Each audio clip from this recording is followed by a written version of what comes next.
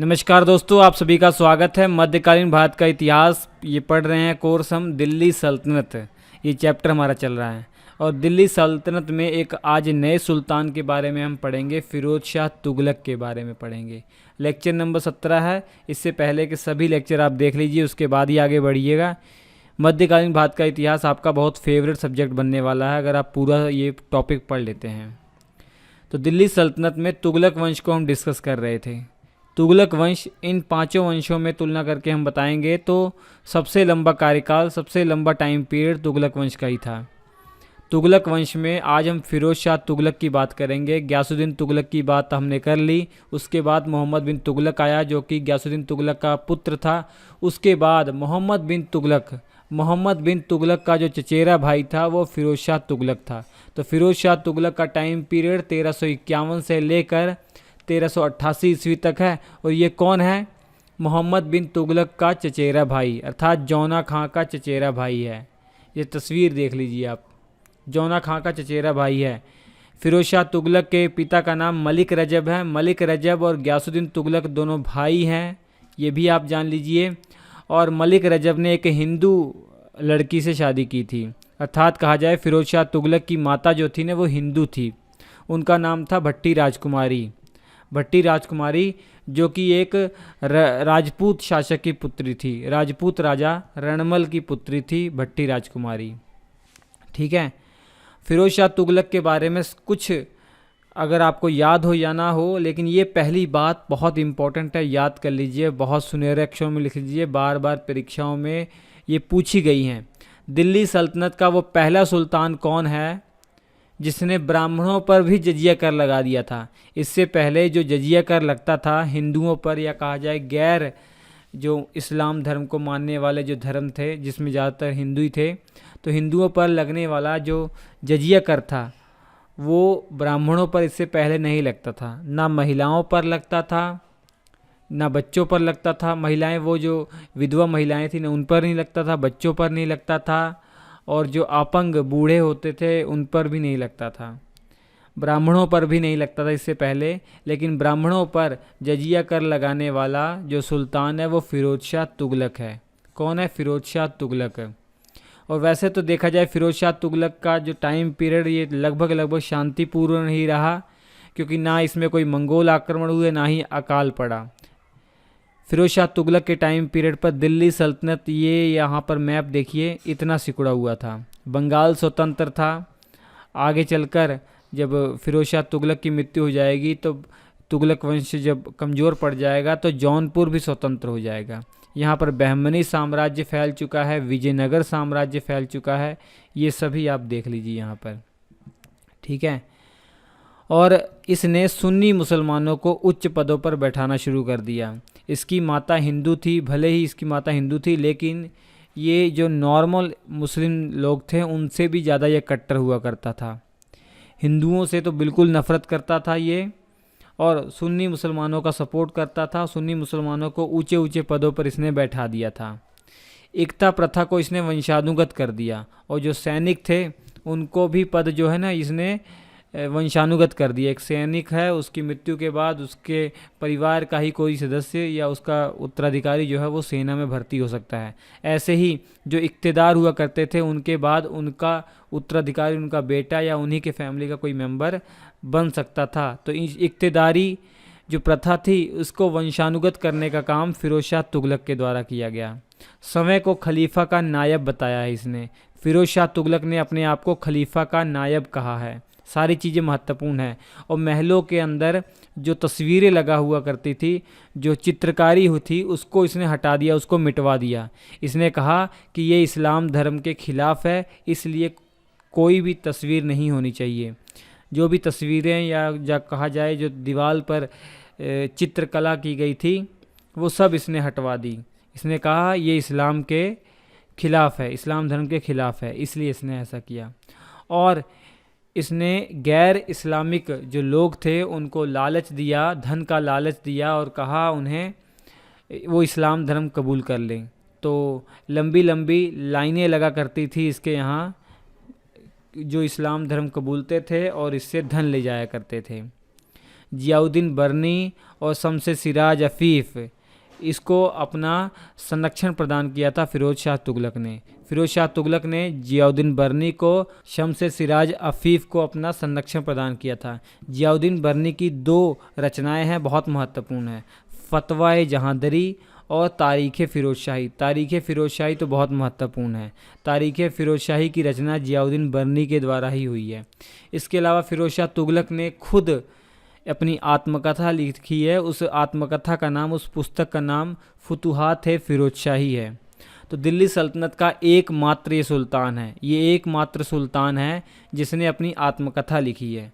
पूरा मध्यकालीन भारत का इतिहास पढ़ लेंगे ना, तो 3 ही शासक ऐसे हुए हैं जिन्होंने अपनी आत्मकथा लिखी है। पहला तो फ़िरोज़ शाह तुगलक हो गया, दूसरा बाबर और तीसरा जहांगीर। बाबर, जहांगीर और फ़िरोज़ शाह तुगलक, ये 3 ही शासक हुए हैं मध्यकालीन भारत के इतिहास में जिन्होंने अपनी खुद की ऑटोबायोग्राफी लिखी है, आत्मकथा लिखी है। और इसके अलावा लोगों को हज यात्रा पर भेजने की व्यवस्था इसने की और उसका खर्चा सब कुछ इसी ने उठाया। तो राज्य के खर्च पर हज यात्रा की व्यवस्था करने वाला पहला सुल्तान फ़िरोज़ शाह तुगलक ही है। फ़िरोज़ शाह तुगलक ही है। जो भी बातें पहली बार किसी सुल्तान के द्वारा की जाती हैं, वो उसका परीक्षा में आने का चांस बहुत अधिक रहता है। और यही पहला ऐसा सुल्तान हुआ जिसने हिंदू धर्म ग्रंथों को संस्कृत भाषा से फ़ारसी भाषा में अनुवादित करवाया। फ़िरोज़ शाह तुगलक ने हिंदू धर्म से संबंधित जो ग्रंथ थे उनको फ़ारसी भाषा में अनुवादित कराने का काम फ़िरोज़ शाह तुगलक के द्वारा हुआ। ठीक है। और फ़िरोज़ शाह तुगलक ही वो सुल्तान था जिसने कुतुब मीनार की 4थी मंजिल को मरम्मत करवाया था और 5वीं मंजिल बनवाई थी। बिजली गिर जाने के कारण इसकी 4थी मंजिल डिस्ट्रॉय हो गई थी, उसकी मरम्मत करवाई फ़िरोज़ शाह तुगलक ने। इसके अलावा एक और मंजिल बना दी थी, 5वीं मंजिल बना दी थी। और कुतुब मीनार के बारे में आप जानते ही हैं, कुतुबुद्दीन ऐबक के द्वारा इसकी शुरुआत की गई थी, लेकिन इल्तुतमिश के द्वारा इसको पूरा करवाया गया था। और उसके बाद जब बिजली गिर जाने के कारण इसकी 4थी इमारत जब डिस्ट्रॉय हो गई तो उसको मुरम्मत करवाने का काम फ़िरोज़ शाह तुगलक ने किया और इसके अलावा 5वीं मंजिल भी टांग दी। फ़िरोज़ शाह तुगलक के बारे में एक और बहुत अहम प्रश्न ये बनता है कि इसके द्वारा कई नगर बसाए गए थे। वो नगर कौन कौन से हैं, कहाँ कहाँ पर हैं, वो आप ज़रूर याद कर लीजिए। सबसे पहले देखिए इसके नाम से ही फ़िरोज़ाबाद, फ़िरोज़पुर, ठीक है, फ़िरोज़ाबाद यहाँ पर है यूपी में, फ़िरोज़पुर पंजाब में है। फ़िरोज़पुर भी इसने बसवाया था, फ़िरोज़ाबाद भी इसने बसाया था। फ़िरोज़ाबाद यूपी में है, फ़िरोज़पुर पंजाब में है। फ़तेहाबाद, हिसार, ये दोनों हरियाणा में है।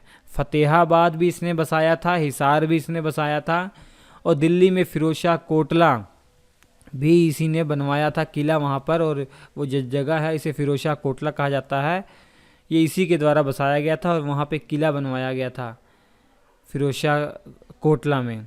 और फ़िरोज़ शाह कोटला में एक स्टेडियम भी है जिसका पहले नाम फ़िरोज़ शाह कोटला स्टेडियम हुआ करता था, लेकिन उसका नाम अब बदल दिया गया है, उसका नाम अरुण जेटली स्टेडियम कर दिया गया है। ठीक है, हमारे जो पूर्व वित्त मंत्री थे उनकी जब मृत्यु हुई थी तो उन्हीं की याद में उस स्टेडियम का नाम अरुण जेटली स्टेडियम कर दिया गया है। और इसके अलावा जौनपुर भी इसने बसवाया था। बहुत महत्वपूर्ण प्रश्न है, फ़िरोज़ शाह तुगलक ने अपने चचेरे भाई जौना खां के नाम से जौनपुर बसाया था। जौनपुर यूपी में है, ठीक है, जौनपुर यूपी में है। जौनपुर का इतिहास आप जान लीजिए। जौनपुर की स्थापना या जौनपुर को कब बसाया गया था फ़िरोज़ शाह तुगलक के द्वारा? 1359 ईस्वी में। 1359 ईस्वी में जौनपुर को बसा तो दिया, लेकिन जब फ़िरोज़ शाह तुगलक की मृत्यु होती है तो इसके जो उत्तराधिकारी आते हैं ना, सभी बहुत कमज़ोर होते हैं।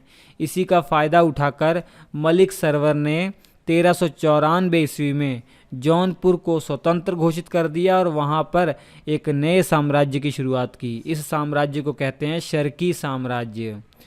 जो मलिक सरवर हुआ करता था ये दिल्ली सल्तनत के अधीन ही गवर्नर हुआ करता था जौनपुर का, लेकिन जब सत्ता कमज़ोर हुई दिल्ली की तो इसका इसे लाभ उठाया और जौनपुर को स्वतंत्र घोषित कर दिया। और शर्की साम्राज्य की स्थापना कर दी। इसी शर्की वंश के अंदर या शर्की साम्राज्य में एक और शासक आएगा जिसका नाम इब्राहिम शाह शर्की है। उसी के द्वारा अटाला मस्जिद का निर्माण करवाया गया था। तस्वीर देख लीजिए, ये अटाला मस्जिद है, बहुत बार परीक्षा में पूछी गई है। अटाला मस्जिद किसके द्वारा बनाई गई है? शर्की वंश के शासक इब्राहिम शाह शर्की के द्वारा बनाई गई है। 1408 ईस्वी में ये कंप्लीट हुई थी। ठीक है। इसके अलावा अशोक के जो पाषाण जो स्तंभ अभिलेख हैं उनको फिरोज शाह ने दिल्ली मंगवा लिया था। इनमें से दो जो अशोक के स्तंभ लेख हैं, एक तो अंबाला के पास था और एक यूपी के मेरठ में था। उन दोनों को इसने दिल्ली मंगवा लिया था। किसने? फिरोज शाह तुगलक ने। इस प्रकार के जो स्तंभ लेख हुआ करते थे अशोक के द्वारा जो लिखवाए गए थे, तो इन पाषाण स्तंभ अभिलेखों में एक तो जो टोपरा में था, कहा जाए हरियाणा के अंबाला के पास टोपरा नामक स्थान पर एक स्तंभ अभिलेख था, उसको दिल्ली मंगवा लिया। एक मेरठ में था, उसको भी दिल्ली मंगवा लिया। ये किसने किया? फिरोज शाह तुगलक ने किया। ये फिरोज शाह तुगलक ने किया। सबसे पहली नहर का निर्माण बताइए किसने करवाया था? गयासुद्दीन तुगलक ने करवाया था। लेकिन सबसे अधिक नहरों का निर्माण करने वाला जो सुल्तान बना, फिरोज शाह तुगलक। अब परीक्षा में किस प्रकार का प्रश्न पूछा जाता है वो ध्यान दीजिएगा। पहली बार नहरों का निर्माण कराने का काम गयासुद्दीन तुगलक के द्वारा हुआ। दिल्ली सल्तनत का वो कौन सा सुल्तान था पहला जिसने नहरों का निर्माण करवाया था? गयासुद्दीन तुगलक। दिल्ली सल्तनत का वो कौन सा सुल्तान था जिसके टाइम पीरियड पर सबसे ज़्यादा नहरों का निर्माण करवाया गया था? तो वो फिरोज शाह तुगलक था। वो कौन था? फिरोज शाह तुगलक था। इसने सिंचाई कर भी लगाया था, एक नया टैक्स लगाया था, सिंचाई कर जिसे कहा जाता है। हक ए शर्ब नाम का एक सिंचाई कर अलग से लगा दिया गया था, लोगों से लिया जाता था। ये किसके द्वारा? फिरोज शाह तुगलक के द्वारा। और फिरोज शाह तुगलक के द्वारा दारुल शिफा का निर्माण करवाया गया था। ये अस्पताल हुआ करता था, सरकारी अस्पताल हुआ करता था जहाँ पर गरीबों का इलाज किया जाता था। इन अस्पतालों को दारुल शिफा कहा जाता था। ये फिरोज शाह तुगलक के द्वारा इनको बनवाया गया था। और गरीबों को दान देने के लिए एक विभाग बनाया था जिसे दीवाने खैरात विभाग कहा जाता था, जिसमें गरीब लोगों को उनकी सहायता की जाती थी। जो दीवाने खैरात विभाग का जो निर्माण है फिरोज शाह तुगलक के द्वारा हुआ। जो गरीब बेटियां हुआ करती थी जिनकी शादी करने के लिए उनके माता पिता के पास पैसे नहीं हुआ करते थे, उनकी भी सहायता की जाती थी। और गुलाम इसके टाइम पीरियड पर सबसे अधिक रहे हैं। इसके टाइम पीरियड पर ऐसा कहा जाता है कि 1,80,000 गुलाम इसके पास थे। इसलिए इसने गुलामों का एक अलग से विभाग ही बना दिया। उस विभाग को दीवाने बंदगान कहा जाता है। याद रखेंगे आप। जो गुलामों के लिए विभाग का निर्माण करवाया गया था फिरोज शाह तुगलक के द्वारा, उस विभाग को दीवाने बंदगान कहा जाता है। क्या कहा जाता है? दीवाने बंदगान कहा जाता है। और फिरोज शाह तुगलक के टाइम पीरियड पर सबसे अधिक गुलाम थे इसके शासनकाल में। तो कितने गुलाम थे? लगभग 1,80,000। 1,80,000। और अंत में 20 सितंबर 1388 ईस्वी में जौनपुर में इसकी मृत्यु हो जाती है। 1388 ईस्वी में जौनपुर में इसकी मृत्यु हो जाती है। इसने 3 अभियान किए थे, हालांकि इम्पोर्टेंट नहीं है, फिर भी मैं आपको बता देता हूँ। बंगाल अभियान इसने किया था जो कि असफल हो गया था। बंगाल में 2 अभियान इसने किए थे बंगाल को जीतने के उद्देश्य से, लेकिन असफल हो गया था। गयासुद्दीन तुगलक ने मरने से पहले बंगाल को अपने अधीन कर लिया था, लेकिन मोहम्मद बिन तुगलक के टाइम पर बंगाल स्वतंत्र हो गया। अभी तक वो स्वतंत्र ही है। और फिरोज शाह तुगलक ने कोशिश की लेकिन वो असफल रहा, बंगाल को जीतने में असफल रहा। उड़ीसा के पास जगह पड़ती है जाजनगर पर हमला किया था और वहाँ से बहुत लूटपाट इसने की थी। ठीक है, वहाँ पे जो मंदिर है तिरुपति बालाजी, उसमें बहुत भारी लूटपाट की गई थी फिरोज शाह तुगलक के द्वारा। और नगरकोट अभियान इसने किया था। ये कांगड़ा ज़िले में, हिमाचल के कांगड़ा ज़िले में नगरकोट नामक जगह पर वहाँ एक नगरकोट किला था, तो उस पर भी हमला किया गया था। और वहाँ पर एक ज्वाला जी का मंदिर है जहाँ पे हमेशा ज्योत जलती रहती है, उस मंदिर में भी इसने लूटपाट की थी। ये अभियान इसके महत्वपूर्ण नहीं है, आपकी जानकारी के लिए मैंने बता दिए हैं। तो आज के इस वीडियो में बस इतना ही। फ़िरोज़ शाह तुगलक के बारे में ये सारी जानकारी आपको मालूम होनी चाहिए, आपकी परीक्षा में बहुत काम आएगा, तो ज़रूर पढ़िएगा। क्लास नोट्स ज़रूर पढ़ लीजिए, उसके बाद ही ये सब देखिए, ठीक है। ये वीडियो पढ़िए और क्लास नोट्स से अपना रिवीजन कर लीजिए। ऐप पर क्लास नोट्स अवेलेबल है, ले लीजिएगा। Thank you.